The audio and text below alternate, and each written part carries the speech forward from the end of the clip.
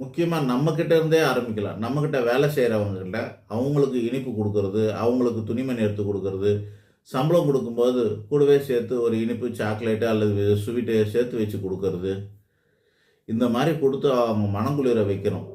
என்ன இருந்தாலும் சரி, யாரோட நமக்கு எந்த மனுஷாலோடைய ஒரு கிரகத்துக்கும் ஒரு ஒரு மனுஷன் இருக்கான். ஏற்கனவே நம்ம எல்லாத்துக்கும் போட்டுட்டு வரோம். அந்த மாதிரி புதன்னா தாய் மாமன்னு சொல்லுவோம், சந்திரன்னா அம்மான்னு சொல்கிறோம், சூரியன்னா அப்பான்னு சொல்கிறோம். இந்த மாதிரி ஒரு ஒரு உயிரினங்கள் உறவுகள்லாம் இருக்குது.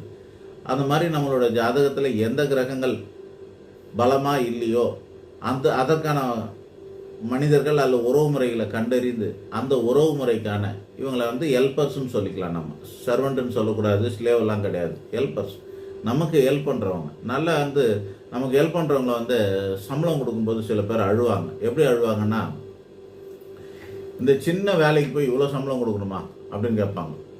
சின்ன வேலைக்கு இவ்வளோ சம்பளம். இப்போ வீட்டில் வேலை செய்கிறாங்கன்னு வச்சுங்களேன், வீடு பெருக்கணும், பாத்திரம் தேய்க்கணும் அப்படின்னு சொல்கிறாங்க, துணி துவைக்கணும் அப்படின்னாக்கா, எங்கள் வீடு இதுக்கு பண்ணுறதுக்கு எனக்கு மாதத்துக்கு ஒரு 1500 வேணுங்க, அப்புறம் பாத்திரம் தேய்க்கிறதுக்கு 1500 வேணுங்க, 3000 ஆகும், துணி துவைக்கணும்னா அதுக்கு ஒரு 1500 4000 வேணுங்க. இப்படி ஒன்று ஒன்றா சொல்லுவாங்க. ஒரு வேளை சமைக்கணுமா அதுக்கு ஒரு 1500, ஒன்று ஒன்றா சேர்த்துக்கிட்டு 3000 4000 4500 5000 6000 அவங்க வேலைக்கு கேட்பாங்க. ஆனால் இந்த வேலைக்கு ஆள் வைக்கிறவங்க என்ன பண்ணுவாங்கன்னா, வேணாம் இந்த வேலையை மட்டும் நீங்கள் செய்யுங்க, அந்த வேலையை நான் செஞ்சுக்கிறேன்னுவாங்க.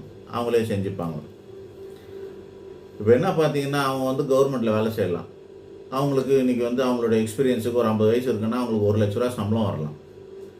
இந்த அரசாங்கத்தில் 1 லட்ச ரூபா சம்பளம் கொடுக்குறாங்கன்னா என்ன அர்த்தம்னாக்கா, 8 மணி நேரத்தில் டிவைட் பண்ணி பார்த்தீங்கன்னா ஒரு நாளைக்கு 300 ரூபாய்க்கு மேலே சம்பளம் ஆகும்.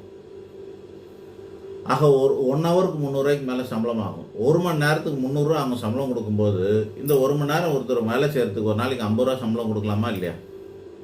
ஏன்னா அவங்க உதவி செய்கிறாங்க. அவங்க வேலை செய்கிறத நீங்கள் பார்க்குறீங்க. நீங்கள் வேலை செஞ்சால் உங்களுக்கு 300 ரூபா வேலை போகுதுன்னு அர்த்தம். உங்களோட டைம் காஸ்ட்டை கணக்கு பண்ணணும். நம்ம எங்கே வேலை செய்கிறோமோ அங்கே நமக்குன்னு ஒரு டைம் காஸ்ட் இருக்கும். அந்த டைம் காஸ்ட்டை கணக்கு பண்ண தெரிஞ்சிருக்கணும். சிம்பிளாக சொல்லணுன்னாக்கா, ஒரு வருடாந்திர வருமானத்தை டிவைடட் பை 200 ஹவர்ஸ்ன்னு சொல்லி பிரிச்சுட்டிங்கன்னா 1 ஹவருக்கு எவ்வளோ சம்பாதிக்கிறீங்கன்றது உங்களுக்கு தெரிஞ்சு போயிடும். 2000 ஹவர்ஸ். இது யார் சொல்லி கொடுத்தனா, பிரைன் ட்ரேசின்னு சொல்லக்கூடிய ஒரு பெரிய மகான், பர்சனல் டெவலப்மெண்ட், பிஸ்னஸ் டெவலப்மெண்ட் சொல்லக்கூடிய ஒரு பெரிய மில்லியனர் ஒருத்தர் நமக்கு சொல்லிக் கொடுத்தது.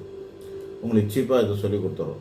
ஸோ அந்த டைம் காஸ்ட்டை கனெக்ட் பண்ணிவிட்டு, நம்மளோட டைம் காஸ்ட்டு 1 மணி நேரத்துக்கு 500 ரூபா இருக்குது, 1000 ரூபா இருக்குது, 300 ரூபா இருக்குது அப்படின்னும் போது, நம்ம அதில் கால்வாசியாச்சும் ஒரு ஆளுக்கு அசிஸ்டண்ட்டுக்கு நம்ம பணம் கொடுக்கணுங்க, சம்பளம் கொடுக்கணும்.